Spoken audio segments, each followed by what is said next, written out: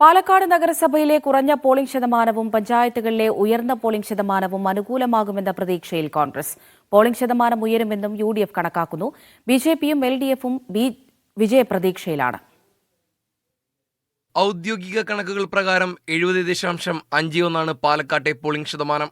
അതേസമയം ഈ കണക്ക് വർദ്ധിച്ചേക്കുമെന്നാണ് രാഷ്ട്രീയ പാർട്ടികൾ പറയുന്നത്.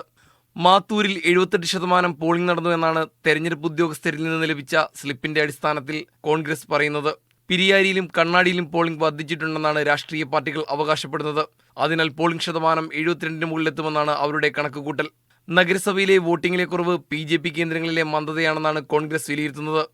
ഇതും പഞ്ചായത്തിലെ മികച്ച പോളിംഗും മികച്ച ഭൂരിപക്ഷത്തിൽ UDF സ്ഥാനാർത്ഥി വിജയിക്കുന്നതിന് കാരണമാകുമെന്ന് UDF ക്യാമ്പ് കരുതുന്നു. 2021 തെരഞ്ഞെടുപ്പിൽ ആകെ പോൾ ചെയ്ത വോട്ട് ഇത്തവണ പോൾ ചെയ്യപ്പെട്ടിട്ടില്ല.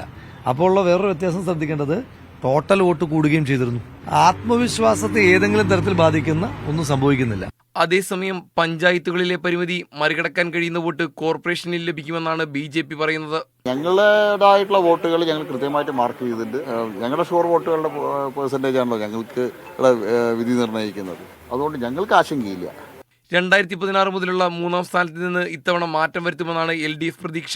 6000 മുതൽ 8000 വോട്ടുകൾ വരെ UDFനെ വിട്ട് LDFിൽ വരും. അതിൽ 5000-ൽ കുറയാത്ത വോട്ടുകൾ കോൺഗ്രസിന്റെ വോട്ടുകളാണ്. അതിനുശേഷം BJP സഹായം അറിഞ്ഞ് ഞങ്ങളുടെ നിലപാടിലെ ശരികൾ അറിഞ്ഞ് ഞങ്ങളെ വോട്ട് ചെയ്ത് ജയിപ്പിക്കാൻ തീരുമാനിച്ചിട്ടുണ്ടെങ്കിൽ ആ വോട്ടും വന്നിട്ടുണ്ടാകും. ഇന്നും നാളെയും മുന്നണികൾക്ക് കണക്കുകൂട്ടലിന്റെ ദിവസമാണ്. ബൂത്ത് തലങ്ങളിൽ ലഭിച്ച കണക്കുകളുടെ അടിസ്ഥാനത്തിലാണ് ഓരോ മുന്നണികളും ആത്മവിശ്വാസം പങ്കുവയ്ക്കുന്നത്. ഇതിൽ ആരുടെ ആത്മവിശ്വാസമാണ് ശരിയെന്നറിയാൻ ഒരു ദിവസം കൂടി കാത്തിരുന്നാൽ മതി. സഞ്ജു പറ്റമലിനൊപ്പം മുഹമ്മദ് അസ്ലം, മീഡിയ 1, പാലക്കാട്.